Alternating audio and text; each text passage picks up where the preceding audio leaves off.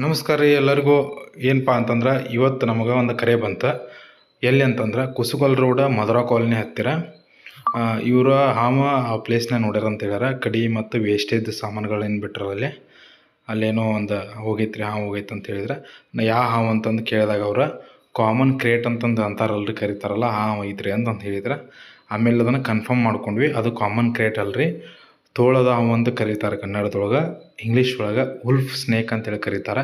ಹಾವು ಐತಿರೋದ್ರೊಳಗೆ ದಯಮಾಡಿ ನಿಮ್ಮ ಅಕ್ಕ ಪಕ್ಕ ಮನೆ ಸುತ್ತಮುತ್ತಲು ವೇಸ್ಟೇಜ್ ಅಂದ್ರೆ ವೇಸ್ಟ್ ಇರುವಂಥ ಸಾಮಾನುಗಳನ್ನ ಇಡಕ್ಕೆ ಹೋಗ್ಬಿಡ್ರಿ. ಯಾಕಂದ್ರೆ ಹಾವುಗಳಿಗೆ ಜಾಗ ಮಾಡಿಕೊಟ್ಟಂಗೆ ಆಕೈತಿ.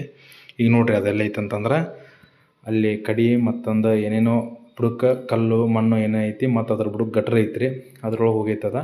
ಅಲ್ಲಿ ಹಗರ್ಕ ತೆಗೆದು ನಾವೆಲ್ಲ ಸ್ವಚ್ಛ ಮಾಡಿ ತೆಗೆದ್ವಿ ಅದನ್ನು. ಅಲ್ಲಿಂದ ಬಂತು ಹೊರಗೆ ಹಾವು.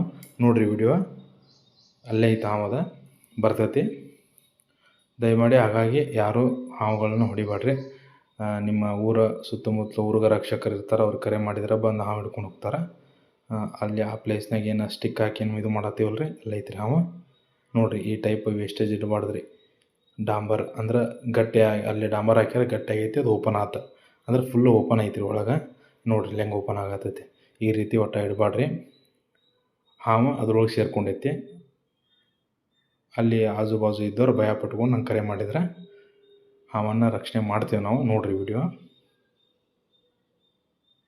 ಈಗ ಬರ್ತೈತೆ ನೋಡ್ರಿ. ಈಗ ಉಲ್ಫ್ ಸ್ನೇಕ್ ಅಂತೇಳಿ ನಮ್ಗೆ ಕನ್ಫರ್ಮ್ ಆತ. ಅವ್ರಿಗೆ ಹೇಳಿದೆ ನಾನು, ಇದು ಕಾಮನ್ ಕ್ರೇಟ್ ಅಲ್ರಿ, ಉಲ್ಫ್ ಸ್ನೇಕ್ ಅಂದ್ರೆ ತೋಳದ ಹಾವು ಅಂತ ಕರೀತಾರೆ. ಇದನ್ನು ನಾವು ಈ ಟೈಪ್ ಹಿಡಿತೀವಿ. ಯಾಕಂದ್ರೆ ಇದು ಜಾಸ್ತಿ ಕಡಿತೈತಿ, ಅಂದ್ರೆ ಕಡಿಯೋಕೆ ಭಾಳ ಪ್ರಯತ್ನ ಮಾಡ್ತೈತಿ, ಕಡಿತಿರ್ತೈತಿ. ಈಗ ನೋಡಿರಿ ಅರ್ಬಿಗೆ ಕೈ ಹಾಕಿ ಹಂಗೆ ಹಿಡಿದ್ರು ನಮ್ಗೆ ಎಷ್ಟು ಸಾರಿ ಕಡ್ದೈತಂದು ನೀವು ಅಬ್ಸರ್ವ್ ಮಾಡ್ಬೋದು.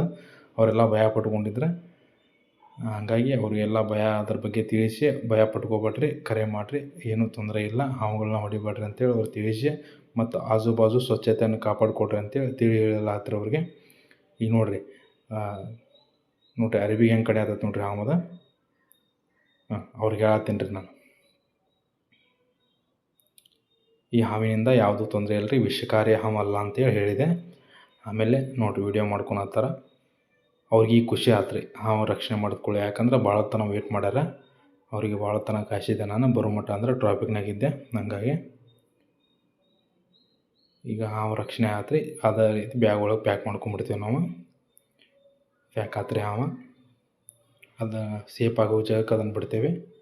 ಆಮೇಲೆ ಒಂದಿಬ್ಬರು ಯಾರೋ ಬರ್ತಾರಲ್ಲಿ, ಅಂದ್ರೆ ಅವ್ರು ಏನು ಕೇಳ್ತಾರೆ ಅಂತಂದ್ರೆ, ನಾವು ಹಾವು ಹಿಡಿಯೋರ್ಕಿಂತ ಹೊಡೆಯೋರನ್ನ ನೋಡೀವ್ರಿ ಅಂತ ಹೇಳಿದ್ರೆ ದಯಮಾಡಿ ಯಾರು ಹಾವು ಹೊಡಿಯೋಕೆ ಹೋಗ್ಬೇಡ್ರಿ. ಅವರು ಹೇಳಿದ್ರೆ ಇಲ್ಲ ರೀ ನಾವು ಎಷ್ಟು ಸಲ ಹೊಡೆದೇವು ಹಾವು ಅಂತೇಳಿ. ನೀವು ಹಾವು ಹೊಡೆದ ನೀವು ಏನು ಮಾಡ್ತೀರಿ, ಹಾವು ಬಂದಿದ್ದಂಥ ಹಾವುಗಳನ್ನ ಹೊಡೆದ ಮತ್ತು ಹೋಗಿ ಎಲ್ಲೆಲ್ಲಿ ಹೋಗಿ ಪೂಜೆ ಮಾಡಿಸಿ ಸಿಕ್ಕಾಪಟ್ಟೆ ರೊಕ್ಕ ಖರ್ಚು ಮಾಡ್ತೀರಿ ಪಾಪವನ್ನು ಕಳ್ಕೊಳಕ್ಕೆ. ದಯಮಾಡಿ ಹಾವು ಹೊಡಿಬೇಡ್ರಿ. ಬಂದ್ರೆ ಅದನ್ನು ಹೋಗಿದ್ರೆ ಬಿಟ್ಬಿಡ್ರಿ, ಇಲ್ಲ ಹಿಡ್ಸಂಗಿದ್ರೆ ಊರ ರಕ್ಷಕರ ಕರೆ ಹಿಡ್ಕೊಂಡು ಹೋಗ್ತಾರೆ. ದಯಮಾಡಿ ಹಾವುಗಳನ್ನ ಹೊಡಿಬೇಡ್ರಿ.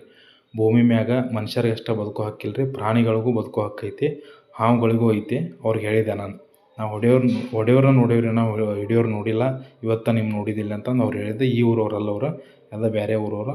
ಅವ್ರಿಗೆ ತಿಳಿಸಿದೆ ಹೊಡ್ಯಾಕೆ ಹೋಗ್ಬಿಟ್ರೆ ಯಾವುದೇ ಕಾರಣಕ್ಕೂ. ಹಂಗೆ ಹಾವು ಬಂದ್ರೆ ನಂಗೆ ಕರೆ ಮಾಡಿದ್ರೆ ಬರ್ತೀವಿ, ಎಲ್ಲಿದ್ದರೂ ಬರ್ತೀರ ಅಂತ ಹೇಳಿದ್ರು ಅವ್ರು. ನಾವು ಬರುವಂಥ ಪ್ಲೇಸ್ ಅಂದ್ರೆ ಅನುಕೂಲ ಇತ್ತು ಅಂತಂದ್ರೆ ನಮ್ಗೆ ಜಾಸ್ತಿ ದೂರ ಇಲ್ಲ ಅಂದ್ರೆ ಬರ್ತೀವಿ, ಇಲ್ಲಾಂದ್ರೆ ಅಲ್ಲಿ ಹಿಡಿಯೋರು ಯಾರು ಇದ್ರೆ ಅವ್ರನ್ನ ನಾವು ಕಳಿಸ್ಕೊಡ್ತೀವಿ. ಆದ್ರೆ ಹಾವು ಮಾತ್ರ ಹೊಡಿಬೇಡ್ರಿ, ಅವಕ್ಕೂ ಬದುಕೋ ಹಕ್ಕೈತಿ, ಹಾವುಗಳು ಬದುಕಲಿ ಅಂತೇಳಿ ಅವ್ರಿಗೆ ತಿಳಿಸಿಲ್ಲ ಆತ್ರಿ. ಅದನ್ನು